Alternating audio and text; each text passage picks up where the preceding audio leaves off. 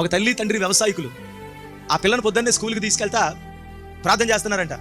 ప్రభా ఇదిగో మాకు వర్షాలు లేక చాలా ఇబ్బందిగా ఉంది, వర్షాలు పంపించు ప్రభా అని ప్రార్థన చేసి పదమ్మా స్కూల్ దగ్గర దింపేస్తామన్నారంట. ఈ చిన్నదందంట మమ్మీ నాకు గొడిగి అన్నదంట. గొడిగిందికమ్మా ఇంత ఎండగాతుంటే వర్షాలు లేదని కదా మనం ప్రార్థన చేస్తున్నాం, గొడిగిమ్మంటావేంటే పిచ్చిదానా అన్నారంట. అదేంటాడు ఇప్పుడు మీరు వర్షం పడాలని ప్రార్థన చేశారు కదా, మరి వర్షం పడుతుంది కదా, నేను తడిచిపోతాను కదా. అప్పుడు వాళ్ళు అమ్మొచ్చు అందరు మనం ప్రార్థన చేసాం కానీ జరుగుతుందా ఏంటి అన్నది. నీ విశ్వాసం అదా, నీ భక్తి అదా, నీ అక్కరలో వచ్చావా, ఆరోగ్యం కొరకు వచ్చావా, కుటుంబ రక్షణ కొరకు వచ్చావా, నువ్వు ప్రార్థన చేస్తున్నావా, లేక సేవకుడు ప్రవచిస్తున్నాడా, ఆయన ప్రకటిస్తున్నాడా, ప్రభువా వచ్చిన వారి మీదకి నీ ఆత్మను పంపించమంటున్నాడా, రక్షణ లేని వారికి రక్షణమని ప్రార్థిస్తున్నాడా, తాకట్లో ఉన్న బంగారం విడుదల పరచబడాలన్నాడా, అనారోగ్యగ్రస్తులు ఆరోగ్యం పొందాలన్నాడా. ఎస్ లార్డ్, నువ్వు ఇవ్వబోతున్నావా ప్రభువా? ప్రార్థన విను, ఎదురు చూడు. ఈ రెండిటిని కలిపి చేసినప్పుడే నీ దగ్గరకు వచ్చేటువంటి ఆశీర్వాదం నువ్వు పొందుకోగలుగుతావు.